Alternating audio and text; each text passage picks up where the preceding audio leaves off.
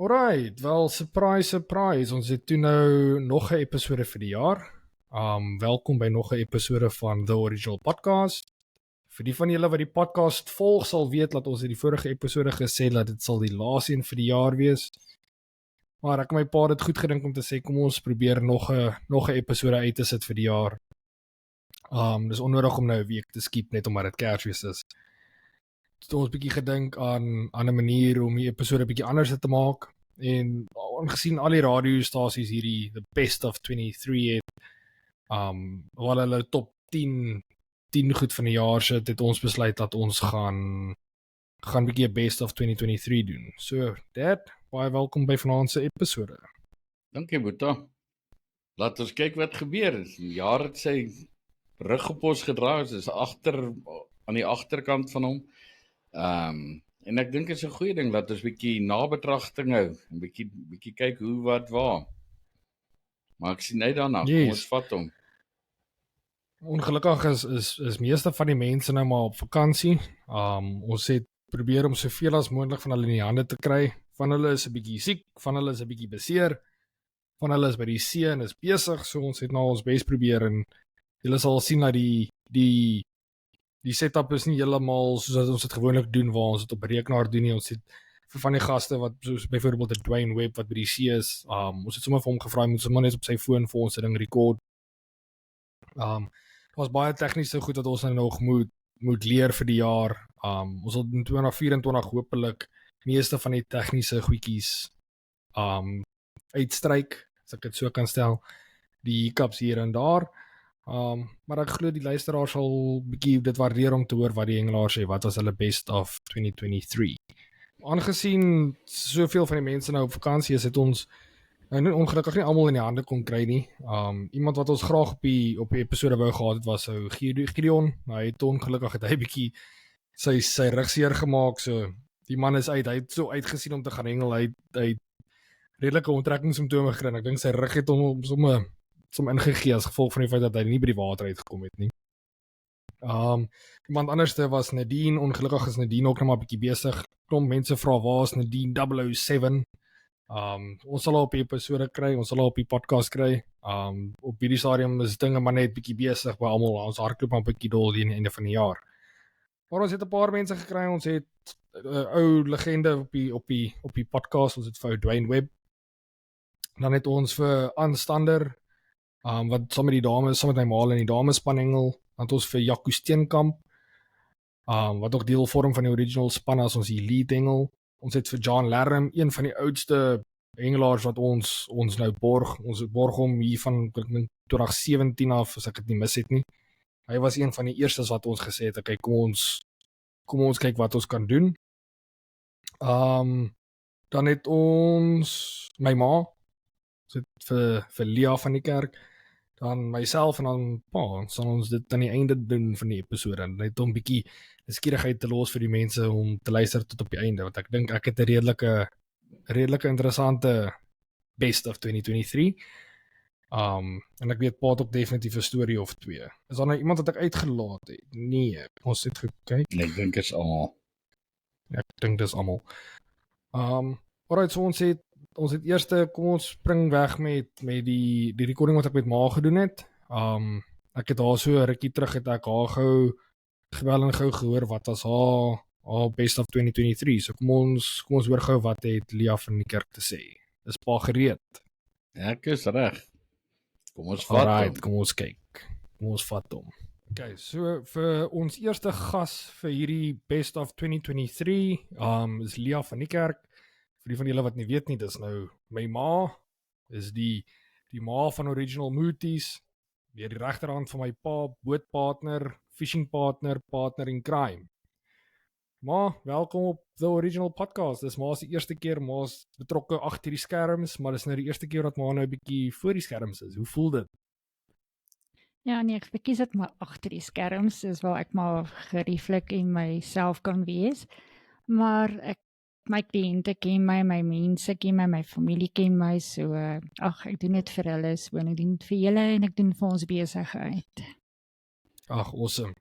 So wat ek gaan doen met hierdie insetsel is ek vra vir almal wat is hulle hoogtepunt van 2023 en ek dink dis van pas om met ma te begin. So as ma vir my kan deurgaan, wat dink ma sê was ma se hoogtepunt, hengel hoogtepunt van 2023? Okay, laat ek by 22 begin. Ons het 'n bootongeluk gehad en almal het daarvan geweet en dit was baie onaangenaam. En ek het besluit ek gaan my stokke ophang, want 'n ongeluk op die water is nie iets wat 'n mens sommer net kan ligtelik opneem nie. En ek het Januarie maar weer op die boot geklim. Ons het 'n nuwe boot gekry en nou maar weer die bil by die horingse pak, elke dag geniet. En hierdie jaar Oktober maand, toe was ek maar op die boot met baie gemengde gevoelens gewees, want dit was 'n jaar terug. Maar wat, soos ek sê, mens kry baie keer goeders wat jy verloor het. Ek het daai dag my swaarste sak gehad, 109 kilos. Hier by 9 uur weet ek al soos amper 50 kilos gehad. En dit is nie bewys, weet jy wat, staan op en geniet dit, jy weet, en dit was my hoogtepunt. Ek het alle rekords gebreek daai dag. Ek het die hele kompetisie gewen, al die mans en die dames ingesluit. Ek het die meeste vis en die meeste swaarste vissak in die geskiedenis gevang in die klub. So, dit was my hoogtepunt gewees. Dit was nou die swaarste sak vir 'n dame of is dit nou 'n swaarste sak in geheel? In geheel. Dit Ek dink dit was die swaarste sak vir 'n dame. En daai dag was dit, vir die kompetisie was dit die algehele sak wat ek gewen het, maar die rekord is die swaarste sak vir die dames. Ja. Ag, dis awesome en dit wys mense net dat al gaan 'n mens met 'n swaar hart in iets in, as 'n mens hard werk en jy glo maar net in jouself, druk haar deur, deursettingsvermoë, daar sit maar 'n jaar later na daai kompetisie, vang maar die grootste sak vis. Ek dink dit is 'n besonderse prestasie om te gehad het. En ek dink dit is 'n goeie voorbeeld vir mense wat hulle kan volg, om te sien dat luister, okay, daar was nou 'n bietjie hartseer, 'n bietjie moeilikheid aan julle kant gewees en maar het besluit, weet maar wat, maar gaan nie laat dit maar onderkry nie. En maar het aangegaan. Ek weet dit was maar 'n jaar van baie emosionele turmoil. Dit was maar emosionele jaar op die boot. Dit is 'n nuwe boot, julle moes dit geleer, maar moes weer gemaklik geraak het, al daai van goed. So ek wil van my kant af net sê baie geluk. Ek dink dit is 'n prestasie en 'n half daai. Ja nee, ons geniet vir Grietjie. Grietjie is soos familie by ons. Sy moet nog nie kan praat en dan is dit nog al wat ons nodig het, maar die liefde wat ons van haar kry en wat ons op haar, die oomblikke op haar is priceless. Jy weet, dit het deure oopgemaak wat nooit daar was nie en ons het soveel meer teruggekry as wat ons verloor het. So, ons geniet daar.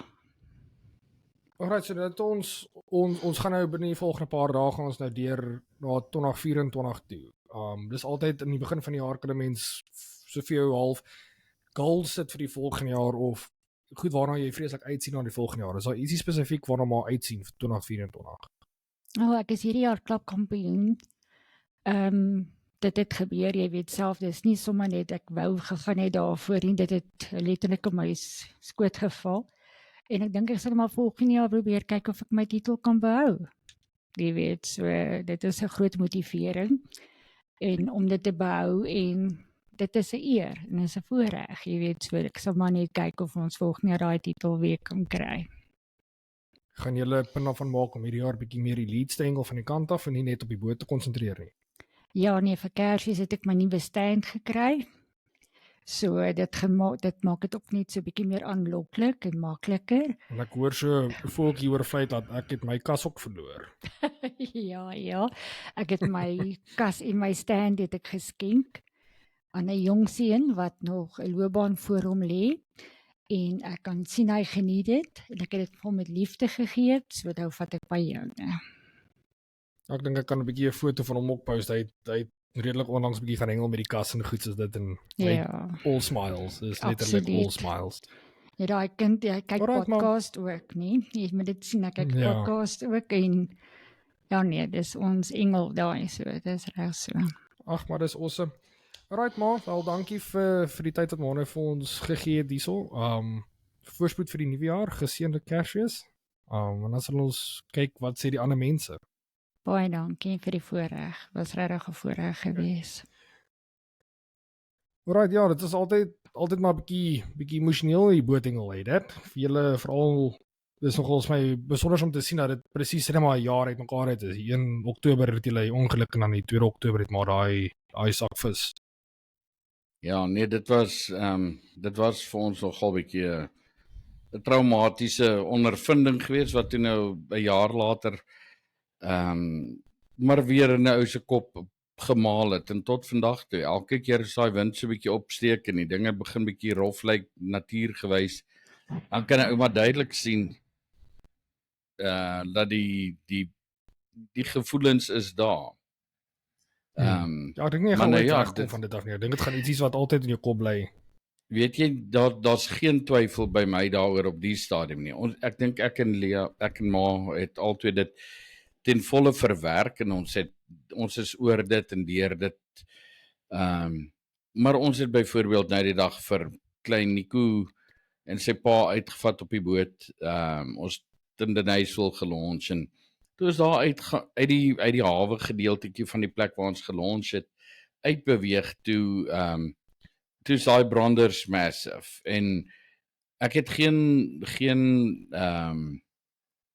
twyfel in my hart gehad dat die boot dit kan hanteer nie, want dit is definitief nie op 'n see vlak of enigiets in daai lyn nie. So die boot is heeltemal toegerus om dit te kan hanteer en net dit hanteer. Maar eerstens het ek dadelik gesien klein Nico was sy oogies soos 'n stokstyf in sy oë en hy het net so gesit en vashou. En toe ek na links kyk en ek sien vir Lea langs my, toe ek besef maar kyk, It's not worth it. sy is fine, maar sy is ook maar nie lekker nie. En toe sê vir my die eerste keer sê hoorie, so draai om, laat ons teruggaan, toe draai ek om, sê kom ons gaan terug. Ja, toe het ons die boot uitgehaal en ons is daar vanaf AV toe waar ons weet daar's baie meer beskutting. En ja, toe het ons daar toe 'n vreeslike lekker dag gehad. Maar ja, die boothengel is baie lekker. Grietjie het ons lewe verander. Dit is maar ongelukkig so. Dit maak dit net soveel gemakliker. Ja, dis een van daai goed wat mense maar net in die agterkant van jou kop maar moet hou en ek dink nie is iets wat jy dit ooit regtig sal vergeet nie. En veral as 'n kaptein van 'n boot, is dit iets wat jy in gedagte moet hou. As die persoon op die boot saam met jou ongemaklik is, alhoewel jy dalk comfortable voel en reg voel, jy het vertroue in die boot, jy het vertroue in jou eie vermoë. As die persoon wat saam met jou op die boot nie gemaklik is nie, dan moet jy as 'n kaptein moet jy die besluit kan neem om te sê weet jy wat, alhoewel ek comfortable is, as daai persoon nie comfortable is nie, draai om, sê die boot terug op die trailer. Môre is volgende dag. Daar sal weer 'n dag kom waar jy kan gaan hengel. Die lewe is baie meer werd. Ek sê mense moet ook onthou, jy gaan daai dag kry waar jy klaar gehengel het, so jy is klaar op die verste punt en dinge gebeur dan. En dit is wanneer jy as kaptein die stuur moet vat en moet sê luister, julle moet my nou vertrou. Ons gaan of ons gaan uit en gaan soek beskutting iewers op 'n plek, maar 'n mens kom in 'n situasie waar jy weet jy moet maar net gaan. Jy moet oordeelkundig gaan, jy moet kyk, jy moet doen wat jy geleer het, doen wat jy weet en bly net nugter. Letterlik en figuurlik. Yes. Dis hoekom ek 'n vreeslike issue het met die ouens wat op die bote klim en lekker gaan kuier op die boot. Dis nie 'n plek vir 'n kuier nie. As jy wil kuier, gaan kuier onder die bome. Maar op die boot podcast saam met ons en drink 'n bier. Ja, absoluut. Drink 'n bier saam met 'n podcast. Jy hoef nie op die boot te drink.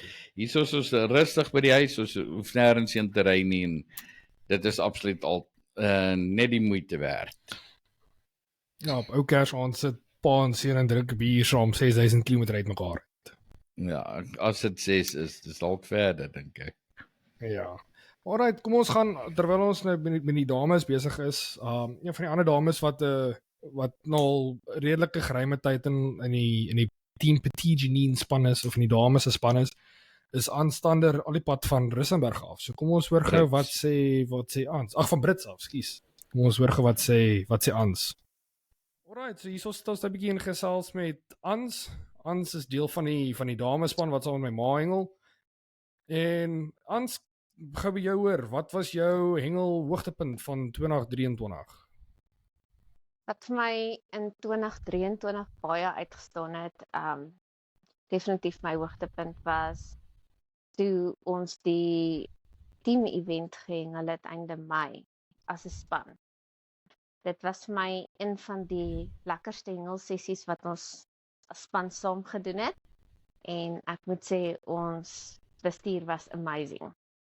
Topklas, Tannie Lea het vir haar excellent van haar taak gekwyt. Dit was amazing. Ek het dit baie geniet.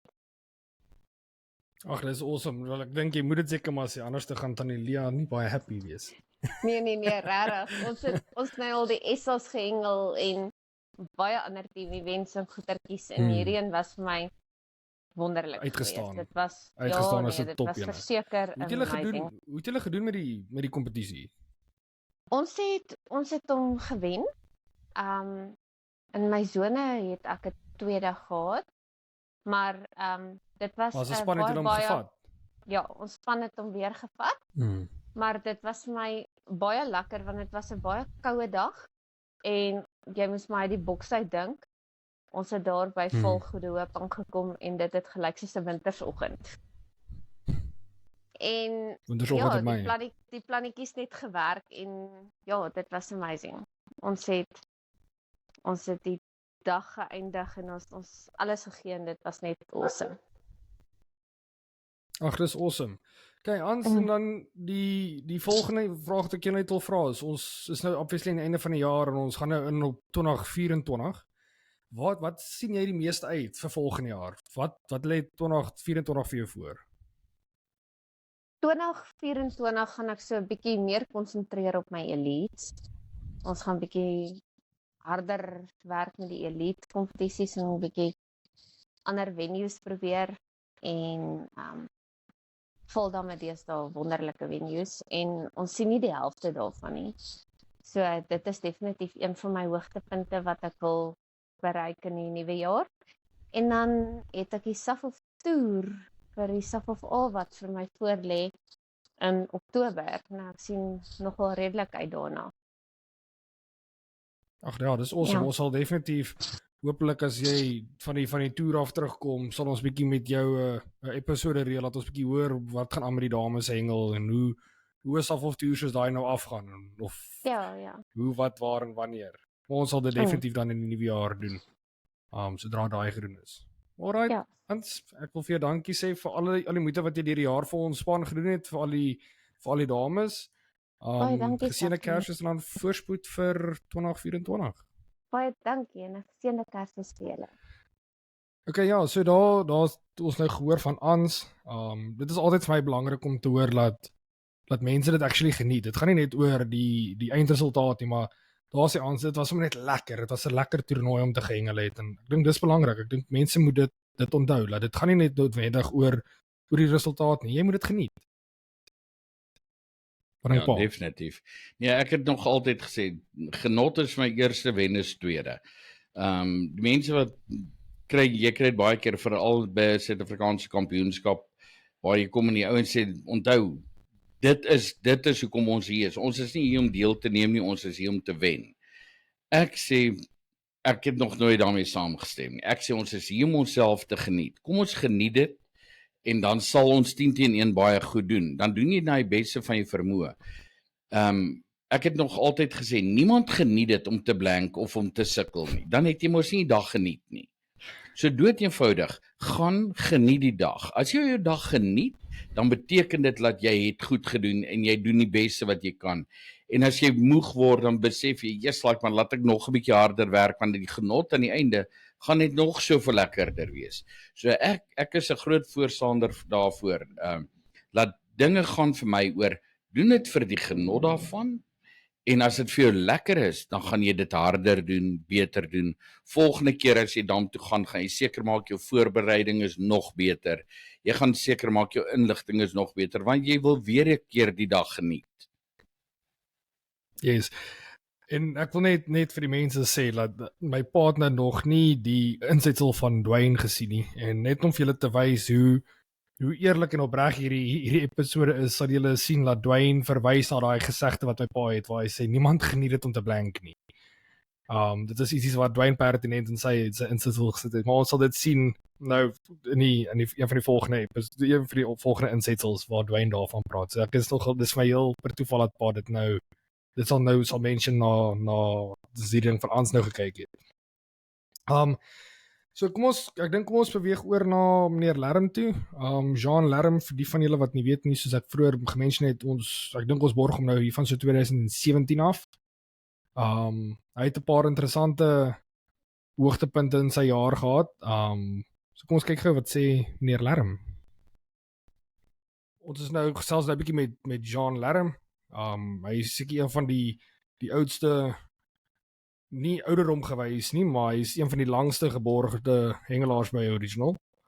Ek dink hy is al deel van die familie. Maar in elk geval, ek wil gou met jou gesels rondom jou hoogtepunt van 2023. Kan jy gou vir ons 'n bietjie uitbrei? Wat was jou highlight of the year, meneer Lerm? Sakkie, baie dankie vir die voorreg om 'n bietjie met jou te kan gesels. Weet jy wat, definitief my hoogtepunt vir 2023 was om nou hierdie jaar die 5de keer te kon die klubkampioenskap vir die senior afdeling te verower by ons klub AV. Dit is, soos julle weet, ek is die klub hengel en die klub AV lê my baie na in die hart. En ek sit verskriklik baie tyd en moeite in dit in. En om nou die 5de keer daai prestasie te kon behaal is regtig vir my 'n groot hoogtepunt hierdie jaar gewees. En dan natuurlik, soos wat jy ook vroeër genoem het, dis altyd 'n hoogtepunt vir my om ook deel te wees van die Original Mooties familie. Ek dink dit kom nou al van 2017 af en die raad en die kring en die produk, alles is net vir my fenomenaal. So absoluut my 2 hoogtepunte is klubkampioenskap te wen en dan deel te wees van die Original familie. Dis vir my fantasties, is great. In die vorige episode het ons gesels rondom klubkompetisies en hoe jy, as jy begin hengelaar is, hoe om te begin, jy begin in by 'n klubkompetisie. En ek dink wat baie mense partykeer vergeet, is dat jy kan die klubkompetisie nogal redelik ernstig opvat. Dit is nie noodwendig te sê dat net omdat dit 'n klubkompetisie is en dit nie 'n elite of 'n provinsiale hengeldag is nie, dat jou prep work voor die tyd, jou mindset, alles kan nog steeds so on point wees, want ek bedoel, as jy dit nie gaan doen nie, gaan jy ook nie klubchamp wees nie. Ja, absoluut, Sakkie, ek stem 100% saam met jou wat dit aanbetref. Weet jy wat, ek sê altyd, dit maak nie saak waar ek gaan hengel nie, dit maak nie saak of ek elite gaan hengel, of 'n spannedag, of sommer net 'n sosiale hengel by Bloupan nie. My voorbereiding en dit wat ek insit, bly altyd dieselfde. Want op die einde van die dag, en dis nou een van die dinge wat jou pa my geleer het, is 'n ou wil hengel om dit te geniet, maar niemand geniet dit om te blank nie, of om te sukkel nie. So al daai preparation en voorbereiding, dit wat jy insit, dis wat jy gaan uitkry op die einde van die dag. En dit is so, baie ouens sien klubkomps as 'n absolute sosiale ding, hy's net daar saam met sy gesin, maar ek dink dit alles hang af van wat jy daarvan maak. Dit hang af van die voorbereiding wat jy insit voor die tyd. Ja, daar is nogal 'n common theme wat nou inkom, want Duane het ook byvoorbeeld gesê dat maak nie saak wat se kompetisie hy hengel nie, of wat se hengeldag hy het nie, hy is gereed vir 'n SA, sy kas is skoon, sy katrolle is vol, sy goed is alles, sy stroppe is gebind, hy's gereed vir 'n SA, is irrelevant van wat se kompetisie hy hengel, en dit klink my dit is maar dieselfde vir jou, en obviously werk dit, as jy nou 5 jaar in 'n ry klubchamp is. Ja, kyk, is nie 5 jaar in 'n ry nie, maar dis die 5de keer. Of 5 maar jaar, 5de keer. Ja, maar nee, definitief, Sakkie, ek stem 100% saam met jou. Weet jy wat, of 'n ou nou liga hengel, of 'n klapkomp, of ek's daar by Bloupan, die spaarstrop is altyd gelaai, hy's reg in die emmertjie vir die volgende cast. Ek dink dis maar my way, dis baie van hierdie dinge het ek absoluut by jou pa geleer. So dit is maar my way van dinge doen, en ek hou by dit, en dit werk vir my. Dan sê ek vir my, laaste vraag wat ek vir jou wil vra, wat is die ding waar jy die meeste uitsien vir 2024? Sakkie, jy het nou net genoem van die SA's. Weet jy wat, in my lewe het ek nog nooit 'n SA's gehengel nie. So my doelwit eintlik vir 2025 sal wees om 'n SA's te hengel. So uit die aard van die saak moet ons begin by proewe hengel. So my doelwit vir 2024 is nou om proewe te gaan hengel by onder AV se vaandel vir Sentraal Gauteng en dan hopelik kan dit goed gaan en 'n ou kan dalk die C-span maak of die dalk reserve of wat ook al wees en om 2025 dan 'n SA's te gaan hengel. So dis my doelwit vir hierdie jaar, dis wat ek wil probeer. Uit die aard van die saak het ou ook kleiner doelwitte wat jy elke dag vir jouself stel, maar in die groter prentjie en die bigger scheme of things soos wat hulle sê, wil ek graag daai proewe gaan hengel en kyk om bietjie SA's te hengel, kyk bietjie hoe dit is en waar dit gaan. Ag, dis awesome. En sê gou vir my, hoe werk dit nou met die senior of met die SA's? Jy moet eers C-span hengel voordat jy kan B-span kry en dan B-span voor A-span, reg? Korrek. Ja, dit is korrek, Sakkie. Dis so ek het ook verstaan jy moet eers 'n jaar C-span, dan 'n jaar B-span, dan 'n jaar A-span. Ag nee, dis awesome. Wel, meneer Lerm, alle voorspoed vir die nuwe jaar. Geseënde Kersfees vir jou en jou familie. Ons sal definitief met jou gesels in die nuwe jaar. Ons sal definitief 'n episode bietjie met jou doen. Ek dink veral as jy nou die proewe gaan hengel, kan ons definitief na proewe naweek bietjie met jou gesels en hoor hoe dit gegaan. Ja, baie dankie Sakkie. Ek waardeer die geleentheid. Ek kan ook dalk net noem iets wat altyd vir my, wat ek altyd sê, wat 'n ou altyd by 'n ou bly is onthou om altyd hard te werk aan wat ook al jy doen in jou hengel, werk hard, oefen. Iets wat vir my altyd baie belangrik is bly nederig en onthou dis 'n godgegewe talent. Jy moet jou talent gebruik. Right, ja, daar begin meneer Lerm nou te gesels rondom die klapkompetisies en hoe belangrik 'n klapkompetisie kan wees. En dit smelt nogals mooi saam by een van die vorige episodes waar ons gepraat het oor die pad wat 'n beginhengelaar kan volg en hoe belangrik 'n klapkompetisie kan wees. Dit hang nou maar af van wat jy daarvan maak. Ja, mense kan sien, Jean doen dit nou al vir baie jare en dit is al sy 5de keer, nog steeds hengel hy ewe hard. En ek weet daar's van die ander groot name wat definitief baie sterk hom probeer jaag en hom probeer druk en hom probeer afkry. Maar dit is net nie so maklik nie. So 'n klapkompetisie is net so belangrik soos wat jy dit vir jou wil maak. En dit is was en bly nog steeds 'n dag se hengel. En dis waar ek sê, gaan elke dag, doen die beste wat jy kan en geniet dit na die beste van jou vermoë. Jean is een van daai ouens, hy het ook so 'n paar jaar gelede, ek is nie seker wat die jaar nie, het hy die elites gehengel en aan die einde van die jaar het hy gesê, hy kort 'n paar toernooie en ons het toe nou by Jan van Driel, so dit was seker dan omtrent 2020 daar rond. Het ons by Jan van Driel 'n klomp toernooie aangebied. Was 'n klomp manne wat gesê het hulle het 'n paar toernooie nodig om die 10 toernooie in te kry wat 'n ou nodig het vir 'n jaar. Dit was daai toernooie aangebied om die ouens te help en aan die einde van daai jaar het Jean tweede algeheel op die rankings geëindig. Hy het nie tweede in die finals geëindig nie, maar hy was deur na die semifinaal toe, maar hy het vir die jaar algeheel tweede geëindig, wat op sy eie, ek dink 'n baie groot prestasie is. En dit is omdat hy daai klapkompetisies en goed so ernstig vat. Jy weet, so dit alles boil terug na dieselfde punt toe. Gaan en doen net wat jy moet doen en doen dit reg en doen dit altyd dieselfde. Yes. Maar om bietjie terug te kom na die feit dat mense die socials maar net baie keer moet geniet. Ek het met Jaco Steenkamp, vir die van julle wat nie weet nie, Jaco Steenkamp. Ek dink hy gebruik seker die meeste spikkels uit enige van ons hengelaars af. Ek dink as jy sy boks gaan oopmaak, ryk jy basically net spikkels. Hy het ons vertel van een van sy hoogtepunte van 2023, maar ek dink kom ons hoor maar dit uit die perde se bek uit. Hy vertel vir ons van sommer net 'n lekker hengeldag wat hy gehad saam met sy pa. Ons kyk gou wat sê Jakes.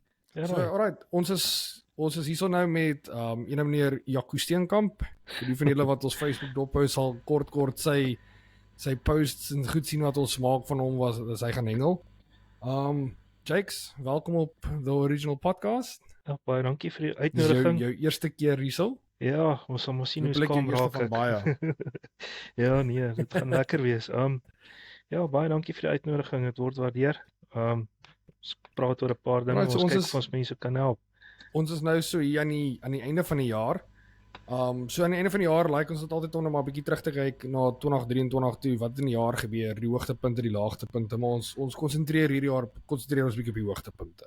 Kan jy my 'n bietjie sê wat was jou hengel hoogtepunt van 2023? Jong, dit was 'n lekker social naweek saam met my dad gewees.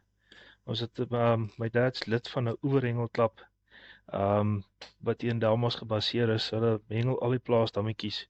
Baie social, 10-12 karre op 'n slag. So ons pas in klein dammetjies in met die storie. En ja, ons het uitgeval daar naby Devon se dam Sondagsfontein. Baie protected. Niemand mag daar hengel tensy jy 'n spesiale uitnodiging het nie. En ons het die dam baie lanklaas gehengel en toe ons nou daar uitval, toe is die vis baie lewendig geweest. Ons het 'n stunning naweek gehad. Ek dink in totaal het ek so 97 vis gevang. Meestal klein karpies en ons het Saterdagoggend begin so 7:00 se kant, almal bymekaar gekom, hallo gesê, geopen, lekker social, hande geskit en te kere gegaan. En toe ons by die water kom, het ek 1 stok ver gegooi. Ek doen dit maar altyd. En iets sê vir my, haal jou 8-voet stokkie uit. Ek haal toe die 8-voet stokkie uit. Ek sit vir my 'n lekker boerstroppie aan. En ek gooi toe nou so op 35, so op gevoel. So 35 meter van die kant af.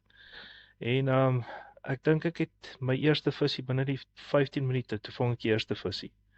En my was so 2 kilos gewees. En ek het die stok oorgeaas, weer ingegooi en 2 minute, toe ek in. Vang ek 'n klein karpie, so 150 gram. Ek dacht toe nie, okay, dis net 'n uitspattigheid. En van daar af was die liggies aan. Hoe vinniger ek die stok ingooi, hoe vinniger vang ek vis. Ek het naderhand probeer skoonsinkers gooi, want die ou links van my het groot vis gekry, maar hy het in dieper water gesit. En my pa regs van my het ook groter vis gekry, maar baie minder. En toe dacht ek nie, okay, wel, hierdie naweek gaan ek vis vang. Ek het toe op my short game gekonsentreer en ek het laat waai. Dit was heel lekker geweest. Jy double ups. As jy bietjie lank vat om die volgende bolletjie aan te druk, dan is daar 2 aan die hoek. En wonder, was net 2 honey floats met 'n bietjie originals voer en daar gaan jy. Niks fancy op die bol nie, niks. Skoon. Dit is vir my incredible. En omtrent so 4:00 die middag te besluit ek nie 'n bogger het. Nou is ek moeg. Ek grou daar in die sak rond. Toe het ek nou 2 hou nette en ek wil nou nie te veel vis in die een hou net sit nie. Ek haal toe nou een van daai klein karpies uit. Ongelukkig toe hy nou die hele saak verloor, hy het sy kop verloor in die storie. Ek het hom ingegooi en hy het omtrent 'n halfuur gelê. Toe vang ek die eerste platkop. Hy was so 7,5 kilos gewees. Toe dacht ek, nee, dis mooi. Toe gooi ek weer oor met 'n vars karpkoppie, daar gaan hy. En Sakkie, ek dink dit was 10 minute, toe loop hy weer. Dus ek weer aan met 'n baber. Toe nou 'n bietjie kleiner, so 4,5. Gooi hom oor, wragtig, hy het 'n uur en 'n half gelê, toe tel hy op, toe vang ek 'n mooi baber.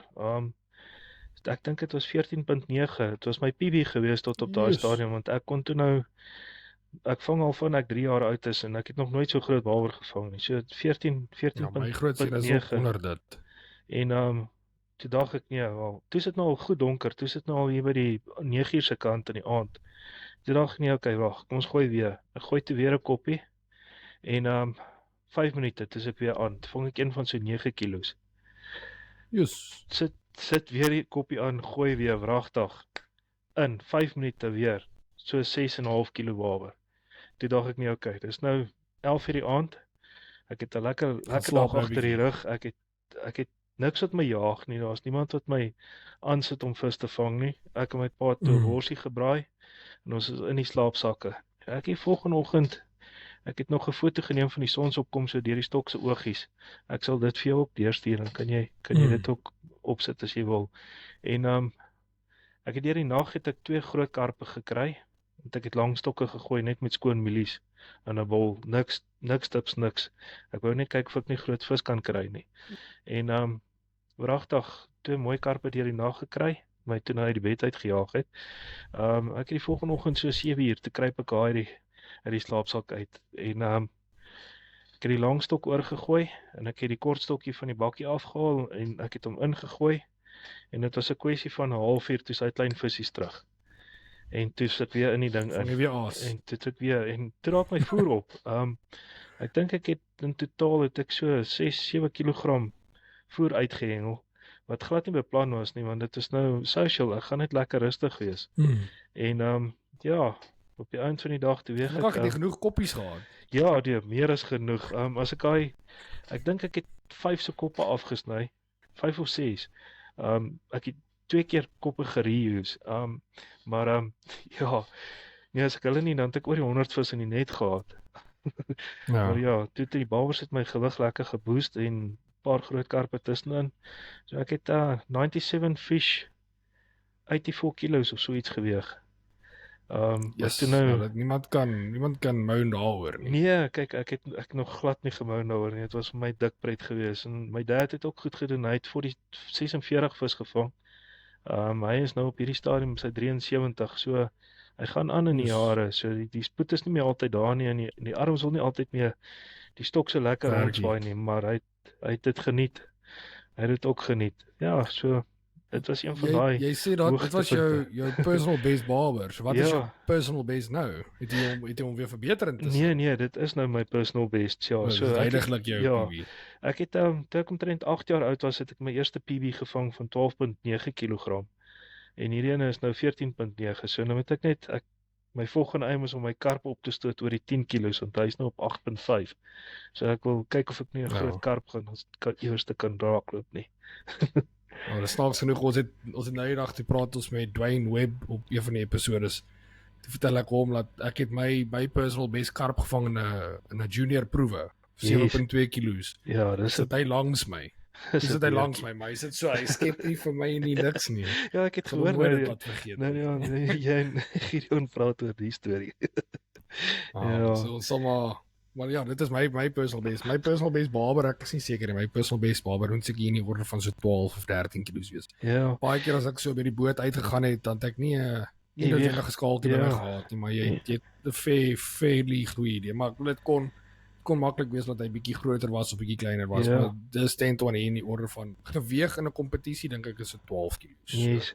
So, ja, kyk so 10 kilos is so die lekker ding van dit is daai uitkom en daai druk hê van nou vandag moet ek perform nie. So dit was heel en vragies die skakel die liggies aan en naas vis vir Afrika.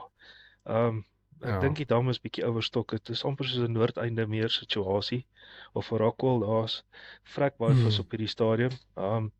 Maar dis ook omdat hy nie gehengel word nie en die kondisie van die bawers, jy moet sien die goed se pense sleep op die grond rond, so baie eet hulle. Dis nie dat longer lê nie. Ja, nee, dit was baie lekker. Lyk amper soos ons. Ja, nee, vooruitstrewend. Spekvet en gezond. Vooruitstrewend. Lankal nie meer 'n six-pack. Nou voordat ons verder gaan, ons nou aan die einde van die jaar, so oor 'n paar dae gaan ons nou in 2024 in.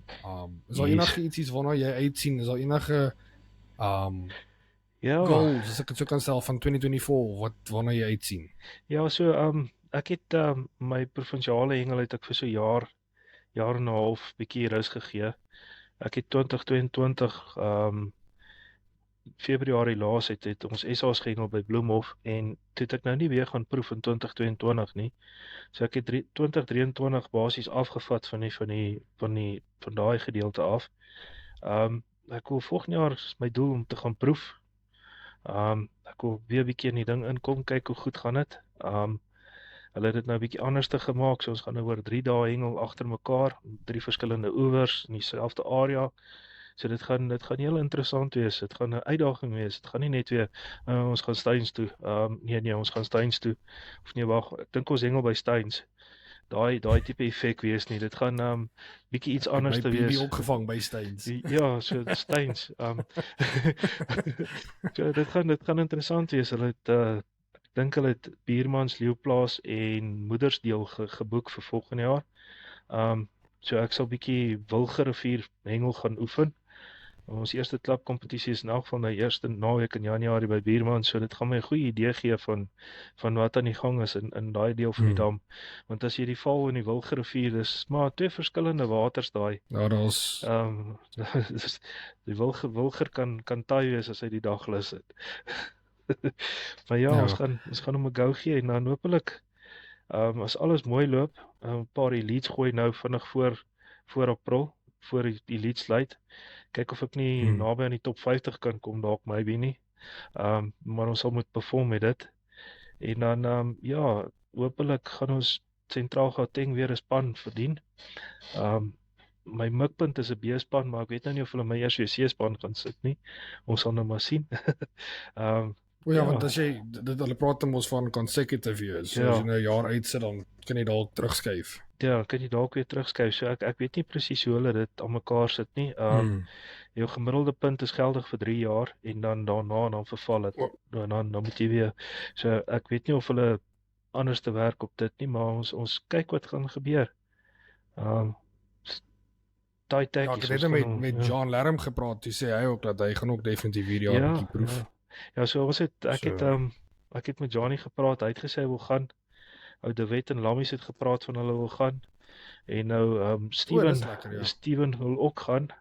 En dit klink my hy wil vir klein Steventjie saamvat, so dit gaan nogal 'n interessante proewe wees. So hy die jong mannetjie bietjie inlyf daar by die seniors. Dalk skop hy nog ons alies, jy weet nooit. Ons gaan seker nie klein noem nie, ek kyk al op na hom. Yes, die mannetjie het gegroei hoor. Die kinders is besig om verby te vat. My laaitie ook is al langer as ek, is verkeerd. Ja, toe ek daai lente geraak het waar ek bietjie langer as my pa begin raak het my pa vir my gesê, as jy langer as ek is, gaan ek jou nak. Ek het vir seker 'n goeie jaar of 2 het ek met so 'n krom ruggie geloop net tot seker eendag maak ek sê ek gaan maar opstaan en toe sê my pa, maar jy is nou te lank, nou kan ek jou nie slaan nie. Ja, ek weet nie, vandag se kinders groei verskriklik. Ek het nie so swaar groot geword soos ons nie. Al die mieliepap wat ons geëet het as kind. Ja, hulle het nou baie meer vleis en groceries aan die gang. Ja, holy slaaitjie. Ja, sy holy slaaitjies. Right, maar daar sê baie dankie vir die tyd wat jy uit jou tyd uitgegee. Ek weet jy het net 'n bietjie gras gesny. Ja, ons daarom nou weer tyd afvat van die gras sny en tyd maak. Ja, ek hoop julle het 'n geseënde Kersfees saam met die familie en 'n voorspoed vir 2024. Ja, selfde, daai kant, stuur groete vir Sproete en ja, sien weer vorentoe. Baie dankie, lekker dag. Ja, dis altyd lekker om te hoor as iemand praat van sommer net 'n lekker hengeldag. Daar praat hy nou van dis nou oornag toer kompetisie wat hy gehad het saam met sy pa. Ek en pa het dit nog nooit ek dink gedoen waar ons oornag. Ek dink nie ek het al ooit in die aand saam met pa gehengel nie. Het ek al ooit? Nee, nie wat ek kan onthou. Ek dink in my lewe het ek dalk net 2 of 3 keer in die aand gehengel. Ek ken Valdam as in die aand braai ons. Ek kan wel vir julle sê dat Sakkie het 'n paar keer alleen gaan hengel in die nag. Hy was by AV het hy gaan hengel. Die aand het hy daar in een van die huisies gebly, maar hy was onder by die water en hy het sy braai daar gehad en hy gaan nou sommer hier onder by die stokke braai. En toe hy jakkals sat daar. Ek dink ek het in die bakkie nog geslaap. Ek kan nie onthou, maar hy toe daai jakkals daar aan die oorkant begin skree toe sy op die foon. Pa, wat gaan nou hier oorkant aan? Toe was dit 'n baie benoude jong man gewees wat nie geweet het wat gaan nou aan nie. Maar in alle geval so, dis hoekom ek geweet Sakkie's maar bang ou man, ons los maar die naghengel uit. So hierdie stad Japie alleen op 'n plaas in die middel van in Stoksie niemand anders naby nie. Pikkie donker, dan bel ek maar my pa en sê vir hom luister dis wat skree, ek weet nie wat dit is nie. Ek kan onder andere sê, ek weet nie wat hy gehoor nie. Ek sê nou dis jakkals, maar hy het iets gehoor, maar hy het op 'n stadium gedink iemand word vermoor aan die oorkant van die dam want hulle ek weet nie, ons weet nie wat dit was. Ja, dit was 'n gespartel geweest. Maar om nou maar 'n bietjie terug te kom na die episode toe. Ek dink volgende gaan ons 'n bietjie kyk na meneer Duane. Hy het gelukkig 'n bietjie tyd uit sy vakansie gevat. Hy is bietjie in San Lameer saam met die skoonfamilie of die Ans Stander skoonfamilie. Sy kamera is nou maar bietjie aan die murky kant. Ons weet nie regtig wat daar aangaan nie. Ek dink is maar die humiditeit van die see. Ek dink nie daai foon van hom is gewoond aan die see weer nie. Ek weet nie, sy foon is meer 'n Valdam foon as 'n Durban foon. Maar kom ons hoor 'n bietjie wat sê ene meneer Duane Webb. Okay, we are here with Mr. Duane Webb. I don't think he needs any introduction. For those of you that's been following the podcast lately, he's been on a couple of the episodes. Mr. Duane, welcome back. Thanks very much. Happy to be here again. Thank you. Looks like you have a wonderful background there. A little bit better than the usual one that I have behind me. Yeah, life's not too bad. We work the whole year for a good holiday, so it's important. Okay, so Mr. Duane, it is festive season. It's the end of the year. It's nearly Christmas. And we always take this time to do like a little bit of a look back throughout the 2023 or the year that's been passed. So I want to ask you, I've been asking a few of the other anglers as well. What was your highlight for 2023? Sure. Highlight for 23, I think there were maybe two distinct ones. One of the big ones was when we fished the team's elite competition at Old Tago. I think it's Volgoedorp or something like that at the moment. But we did, it was a huge field of anglers. And we had all the original guys there, and the ladies were there, and both of our teams did really, really well. The guys won it. The ladies also won it. I don't think any of us didn't win our zone that day, and we were against really serious anglers of all brands. So that was a really big day for us. That was a highlight. Another highlight I was telling you is I fished quite a bit with my brother this year, and he's got a little lighty Guyana who's 12 years old. He came with us a lot. And we made a point that, he'd sit in between us every competition, and we'd take some time out of our day and help him where we can. So show him how to make his feed, how to bait his traces, how to cast properly. On the weekends, my brother would take him to blow pun and to practice his casting. And he's recently bruised a couple of egos. He's coming kind of second or third in a couple zones at elites now, and he's 12. So we're really proud of how he's doing. It's been a highlight watching the lighty really get into it. He's joining the school leagues next year with his school, so it's been really enriching. And then I think the third one, kind of on the personal note, was just how I performed in the elites. With work, it was a big year of transition at work, so I didn't get to fish many competitions. I managed to get 9 in this year for the elite, but of those 9, my BMT came to 90 point something. So I was quite pleased in general with my there was a consistency in my performance and not many throwaway competitions. So the highlight was every competition. I tried to fish it systematically and to what I know, and to the conditions. So I was quite pleased with sort of every competition, if that makes sense. And being able to get that consistency for me was really important and a big challenge. So that's a highlight for me. Problem that I've encountered now with so many of the anglers they were just saying like 2023 was really difficult to actually get to the water. So they really appreciated every possibility that they had to actually go fish. Like each time that was like a highlight for them. So to choose a specific one out of those moments are really difficult for them. So they said like compared to other years, this year was really a year where they didn't get to the dam as often as they wanted to. But when they got there, they appreciated it. Yeah. So that comes down to yours where you said like most of your elites were a highlight for you just because of the fact that you didn't get to the water as much as you possibly would have wanted to. Yeah.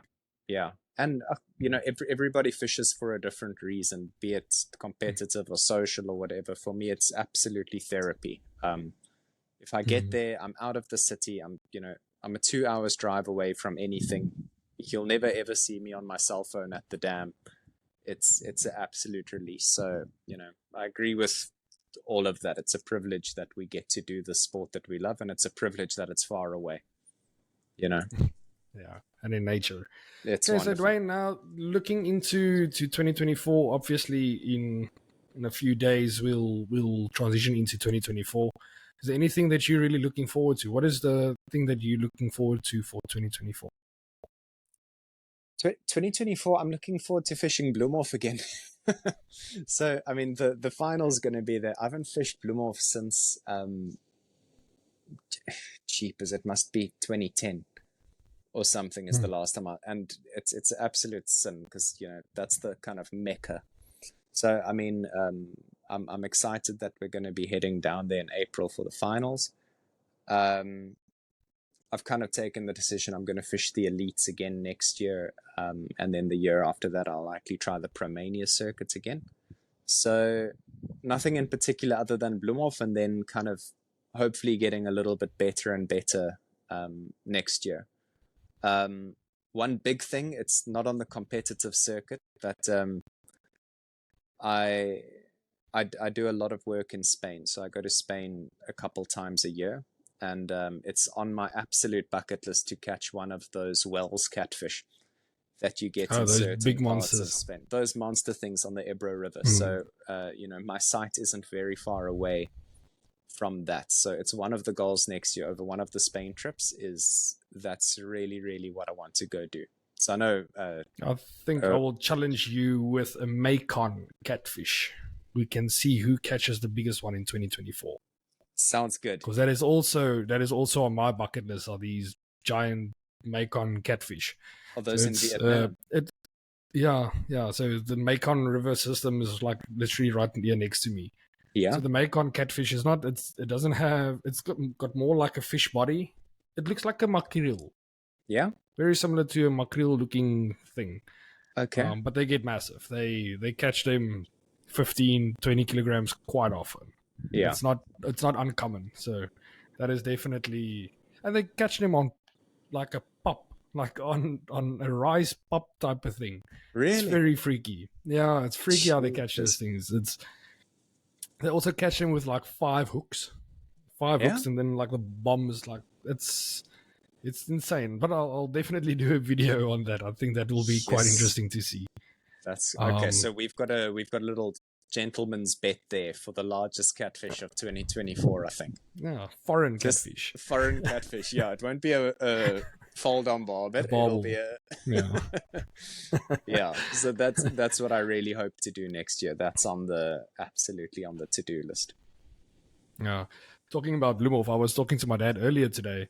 We was like, they're going to go fish Bloemhof, I think, the first week in January, if I'm not mistaken. Or maybe even with New Year's Eve that day. I'm not sure, but around the 1st of January, around there, they're gonna go fish in Bloemhof. And like he tried to, the way that he spoke about it was like it felt like a chore. Like, they really need to go to fish Bloemhof a little bit. The finals are there, so I was like, wow, you make it sound like it's such a chore to go to Bloemhof. I mean, I think Bloemhof is like you said, it's one of the places to go if you want to do popgooi.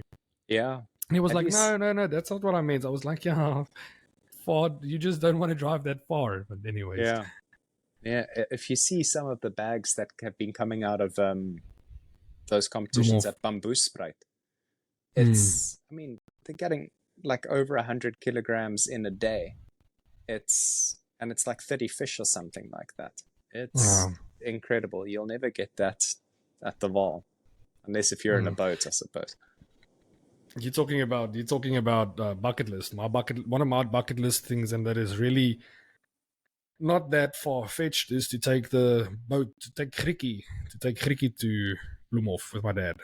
Go do a proper boat fishing trip on Bloemhof, and that's definitely in the cards for. Yeah, I'm not going to say 2024, but hopefully soon.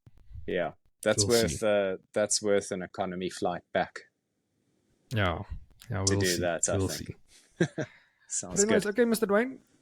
Thank you for taking some time off. I hope you have a festive season, a festive few days with the family that side. All the best for 2024, and we'll definitely talk to you again. Dankie, and to you guys too. Thanks for the whole year and for all the support and all the great mooties and sinkers and support and everything. It's really been a good year, I think, for the whole original family. It has. Yeah. Okay. Awesome. Ja, so ek en Duane net nou maar ons wetenskap wat ons vir 2024 gaan hê. Ek dink ek gaan dalk so 'n bietjie van 'n advantage hê. Ek dink ek kan bietjie meer try as wat hy try. Ek kan hopelik so een keer 'n week bietjie wegsneak en hier na pond toe gaan en daarna plaasdammetjie toe gaan. So ek dink ek het so 'n bietjie van 'n upper hand. Maar kom ons praat oor die spanne toernooi. Ek dink dit was 'n besonderse hoogtepunt vir nie net vir Duane nie, maar ek dink vir die hele original span was daai dag nogal 'n besonderse dag. Absoluut. Ons het al 'n hele klomp spanne toernooie gehengel. Eers vir Promania klompie en daarna het ons toe oorgeskakel na Elite toe en daar gedoen. En ons het wat die seniors betref elke keer die vermoë gehad om net ons eindig 4de of 5de. En dan het iemand werklik daai een crucial vis verloor wat 'n verskil kon maak of iets gebeur, maar elke keer het ons hierdie sad story gehad. En aan die einde van die dag om toe nou daai dag te kom en te sê right, okay, hier sit ons hakke deur en ons wen die dag. Dit was definitief ook een van my hoogtepunte. Ek is oortuig daarvan en om dit toe nou die kroon daarop te sit, die feit dat die dames dieselfde toernooi gewen het, jy weet. Dit was werklik waar en hulle het dit heeltemal op hulle eie gedoen. Ons het met mekaar gepraat onder die seniors en die dames het op hulle eie gepraat. Ek het geloop by seniors en Lea het geloop by die dames en die middag toe ons met mekaar praat, toe het ons totaal en al verskillende maniere gehengel en alles was heeltemal anderser. Ons het gewen, hulle het gewen, so dan was dit was 'n goeie dag. Dis nie dat die een die ander die oewers was ook heeltemal anders te gewees. Heeltemal anders. Maar dit was regtig ware suksesvolle dag. Wat betref die hele challenge, weet jy, ek dink dis 'n verskriklike goeie ding dat mense altyd daai drome moet gaan najag. Ek het my lewe lank altyd gesê, ek wil bitter graag 'n tarpoen vang, maar ek wil 'n groot tarpoen vang en ek wil hom op 'n vlieg vang en al daai goed. En aan die einde van die dag, ek het dit nooit ernstig opgevat nie. Ek het hom nooit gevang nie en dis nou definitief te oud vir my om nou te wil begin vlieghengel in daai omstandighede dit te gaan doen. So dis 'n ding wat ek graag wou doen, wat ek nooit gedoen het nie, en dis hoekom vir julle jong manne, gaan vang daai goed, en as jy 'n gap kry, roer hulle boetie. Ja, om net iets wat nou die week met ons gebeur het, is ek het met Loukie Lewies gepraat, rondom die vis hier in Vietnam, in Asië en in Thailand, en goed, en hy het gemention van die fishing resort in Thailand, in Krabi, waar daai river monsters, waar hulle daai verskriklike groot vis vang. En ek het toe nou maar vandag 'n punt daarvan gemaak om vir hulle e-mail te stuur, te kyk hoeveel dit gaan kos, hier van Vietnam af Thailand toe, is dit nou regtig nie 'n arm en 'n been nie, dis net 'n arm, dis nie 'n arm en 'n been nie. So ons kan kyk, daar kan ons dit volgende jaar 'n werklikheid maak, en kan ek dalk soon toe gaan, of dalk self 2025, so ons sal maar kyk. So ek sal definitief vir hom Loukie 'n paar foto's stuur as ek gaan. Ek wil hom bietjie jaloers maak. Hy het my hele lewe lank vir my foto's gestuur van die kurpers wat hy daar vang, om my jaloers te maak. So ek dink is 'n bietjie tyd dat ek vir hom Loukie 'n paar foto's stuur en vir hom sê, kyk wat vang ek op my stoep. Ja, ek wag nog vir Loukie. Hy bly promise ons gaan rode koppies doen, hy gaan my bel. Maar ons kyk, hy sal seker eendag bel. Ons is mos wel geduldig. Okay, so daai rap nou op die hengelaars wat ek in die hande kon kry. Soos ek gesê het, Gideon is nou, hy's 'n bietjie beseer. En die ander mense is nou maar bietjie op met vakansie, so is bietjie moeilik om hulle in die hande te kry. Dis nou waar ons bietjie vir Sakkie moet vra. Hoe wat was daai hoogtepunt vir jou? Ek weet daar's 'n natuurlike hoogtepunt wat niks met hengel te doen het nie. En dit het in Suid-Afrika gebeur waar hy besluit het dat hy planne om te trou en het op die ou end verloof geraak in Suid-Afrika, 'n kleintjie of Kim, ek gaan nie die naam van vir julle probeer gee nie. Sakkie en kleintjie is al 'n geruime tyd saam en hulle het toe nou op die eind besluit om af te haak, so hulle is verloof en ek verstaan dat ek gaan volgende jaar moet Singapore toe, Vietnam toe vlieg. Ek gaan met Vietnam toe vlieg om 'n troue te gaan bywoon, so dit was definitief een van hulle. Wat is al nog wat vir jou hoogtepunt was, Sakkie? Ja, dus nu kom ek nou maar, meeste van elke keer dat ek die hengelaars vra, sê ek vir hulle, okay, wat is jou hengel hoogtepunt van 2023? Want ek weet persoonlik van meeste van die hengelaars het hulle in hulle persoonlike lewe ook 'n redelike groot hoogtepunt gehad. Maar ja, ek dink as ons na my 2023 kyk, ek het wat hengel gewys het, ek het een hoogtepunt gehad tot en met 'n week terug toe. 3 dae terug toe het ek een groot hoogtepunt gehad. En toe nou 3 dae terug toe gebeur daar nou seker nou maar nog iets wat heeltemal onverwags was, wat ek dink ook definitief 'n hoogtepunt in my lewe, in my jaar was. So om te begin was toe ek vroeër die jaar Suid-Afrika toe moes gekom het vir my suster se troue. Nie moes nie, toe ek wou. So ek het die trip Suid-Afrika toe gemaak en kon uiteindelik vir Grietjie ontmoet het. So na 'n klomp video's, 'n klomp foto's, 'n klomp Facebook posts, alles is ek groen van jaloesie gewees deur die jaar. So op pad huis toe, op pad Suid-Afrika toe was ek redelik opgewonde om op daai boot te kom. So ek dink ons was die volgende dag, ek dink ek het die dag geland en die volgende dag was ons op by AV op die boot. Ek dink nie ek dink nie ek kon nog 'n dag gewag het nie. Ek dink ek het op pad ek was nog op die vliegtuig gewees met my paal petrol in die boot gegooi. So dit was my werklike hoogtepunt gewees om met Grietjie uit te kon gegaan het. Dit is iets waar ek gedroom het my hele lewe lank om so 'n lekker groot diepseeboot te gehad om te hengel. Ek het ons ou klein boot regtig geniet en ek het hom gebruik soveel as wat ek moontlik kon. Soos van julle dalk in die vorige episode gehoor het van waar ek die bakkie se sleutel op die neus vergeet het en dit was ek het baie memories op die ou boot, maar ek was regtig opgewonde om Grietjie te ontmoet en ek het toe die voorreg gehad om nog die grootste baber op Grietjie te gevang het op baie stadium. Hy het nie baie lank gehou nie. Die rekord het nie baie lank gehou nie. Ek dink die volgende klap kom het daai rekord ook sy alie gesien. Maar dit was my definitief 'n hoogtepunt gewees.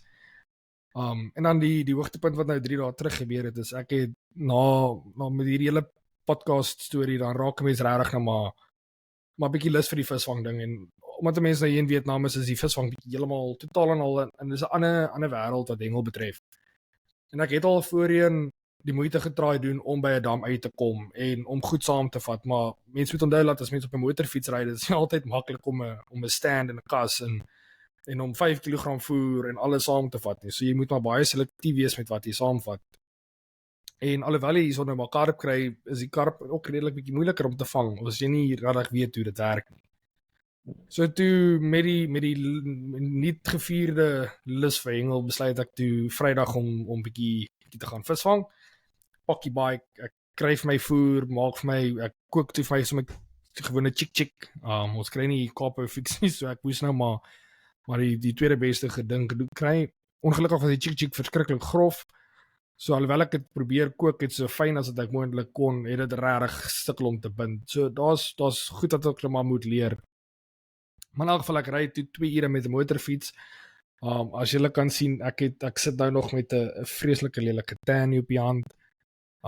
Ek ry 2 ure, ry ek na die dam toe, kom daarso hengel 4 ure, 5 ure blank. Daar's nie 'n roer nie. En ewe skielik toe kry ek 'n peacock bass op 'n floatie. Ek het my kuns al daar gehad. Ek het rapalaatjies gefish tot my arms letterlik moeg was. Ek het soft plastics gehengel, alles, want ek het geweet hierdie peacock bass is volop in die dam. My best probeer om te vang, ek besluit, weet jy wat, okay, dit werk obviously nie, kom ek vat al twee my stokke en ek gaan met al twee met floaties en met voer en met die paar moedies wat ek by my het. Ons gaan maar in en ek gooi hom toe en daar ding het 'n paar 10 minute gelê toe vang ek die peacock bass. Die hoek was nou wel aan die buitekant van die mond, So ek is redelik oortuig van dat die ding wel die bal gevat en opgetel het, maar op die einde van die dag ek het hom gevang met my eie stokkie met daai wat tiger timertjies van my van Suid-Afrika. So dit was my 'n nuwe spesie en die kleure op daai vis is net fenomenaal. Ek het 'n video op Facebook gepost. Ek love daai kol wat hy het en dit is net so jammer dat jy nie 'n mooi foto net op die kol gefokus nie. Ek dink dis regtig 'n besonderse vis. Ja, want ons sal nou, ek gaan definitief dink ek seker nou maar Vrydag weer die pad aanvat met die keer bietjie met meer ammunisie in my arsenal. So as ek dink na my 2024, ek het vir al die aanhengelaars gevra wat is hulle doelwit vir 2024. So myne, ek het 3. Dis definitief ek wil verdwyn wen met die grootste catfish. So ek wil daai giant Macon catfish gevang, want ek wil net verdwyn wys dat ek kan daarom nog hengel. En ek het 'n voorsprong, so ek wil nie die feit dat ek 'n voorsprong het verloor en dan nie die weddenskap wen nie. Nommer 2, ek wil 'n paar barramandies gaan vang. Ek wil die barramandie regtig 'n go gee. En dan hierdie peacock bass. Dit het nogals my interest nou gespark. Dis 'n stunning vis. Die video kan daai kleure nie justice doen nie. Dit is net 'n verskriklike mooi vis en die way uit die water uitspring en goed, so dit is fenomenaal. So ek gaan definitief in 2024 'n punt van maak om hulle te gaan target. Al beteken dit ek moet bietjie meer invest in die kunsaas gedeelte van hengel en ek is heeltemal fine daarmee. So ek gaan dit definitief in 2024 dit bietjie aanvat. Kom maar, dis nou genoeg van my kant af.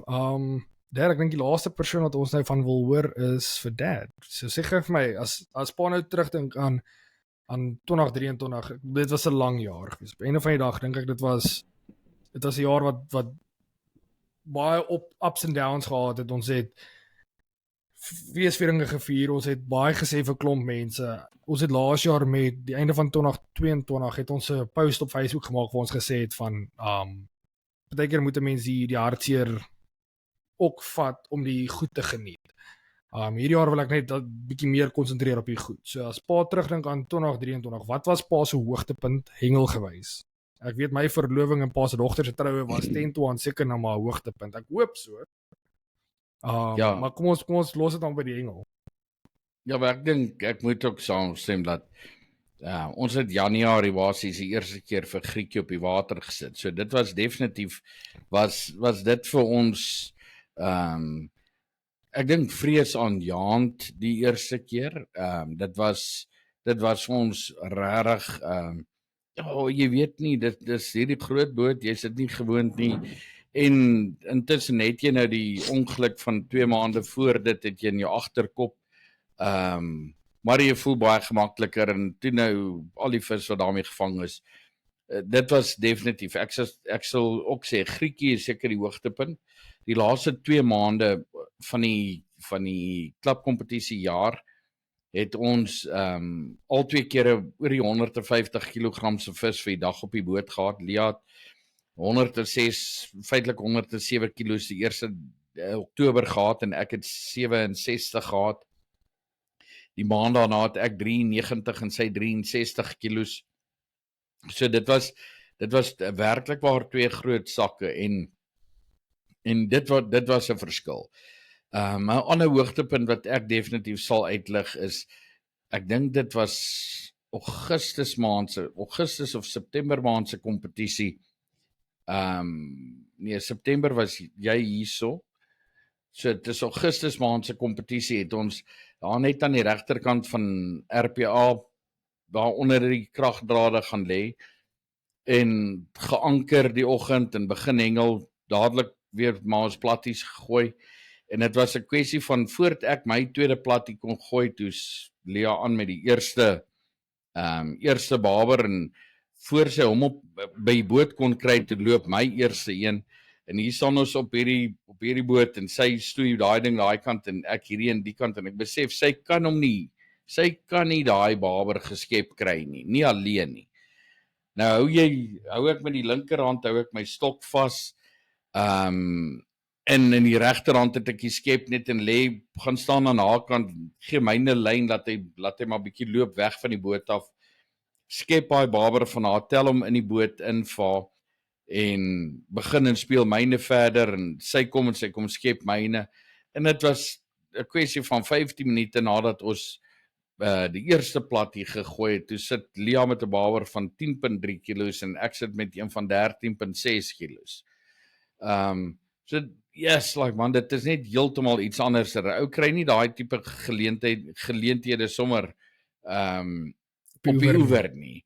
En so die boot hengel rondom Griekie, rondom alles, dit is definitief my hoogtepunt wat saamgaan saam met die spanne dag en al die ander goed. So in hengel gewys dink ek was dit vir ons 'n enorme jaar. Ons het regtig waar goed gedoen.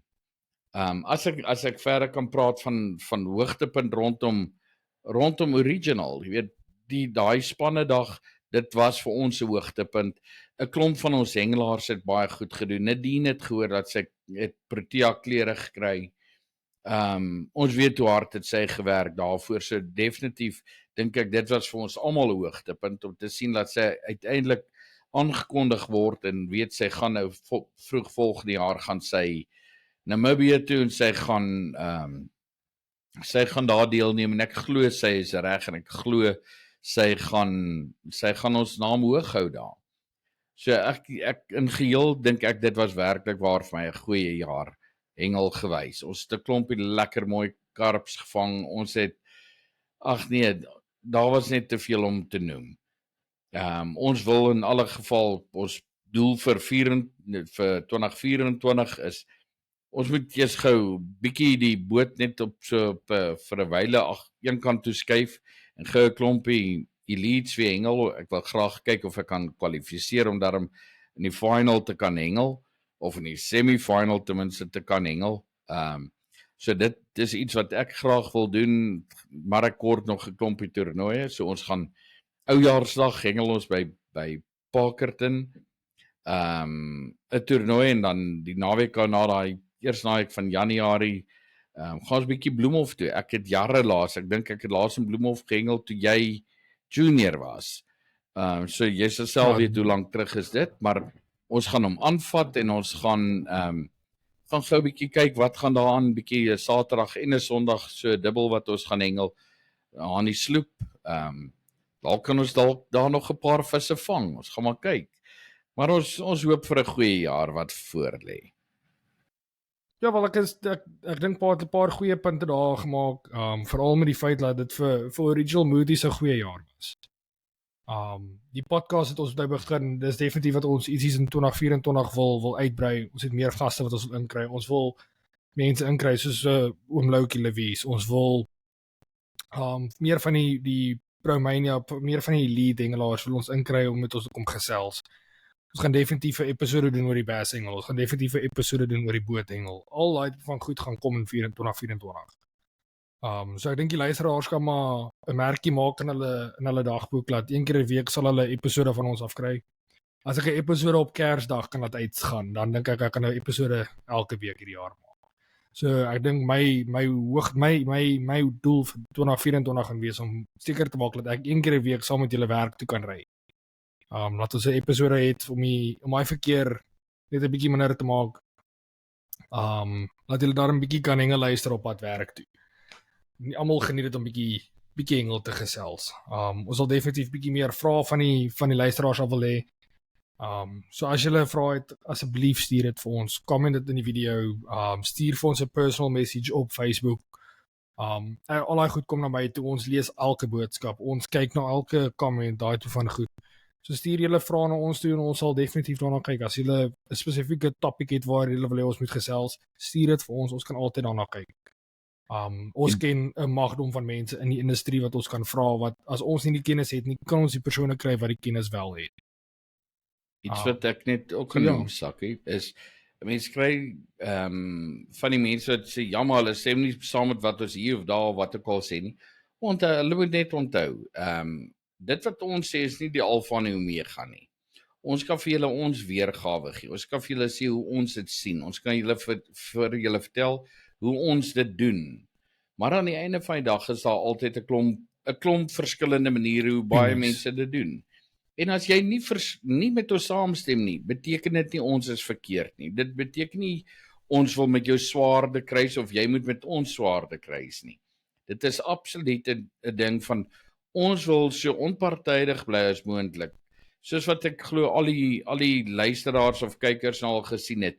Ons sit nie hier so die hele tyd met 'n botteltjie boetie wat ons in jou keel af wil druk en sê jy moet nou hierdie gooi of jy moet nou daai gooi nie. Dis nie wat ons probeer doen nie. Ons probeer sommer net 'n lekker hengel geselskap aan die gang kry. Ons probeer 'n groep ouens bymekaar kry wat kan deelneem en dat ons aan die einde van die dag bymekaar kan leer. En as jy as die sport kan bevorder. Ja, en as daar 'n kyker of 'n luisteraar is daar buite wat voel hy wil deelneem en het werklik vir ons iets om vir ons by te dra, kontak ons.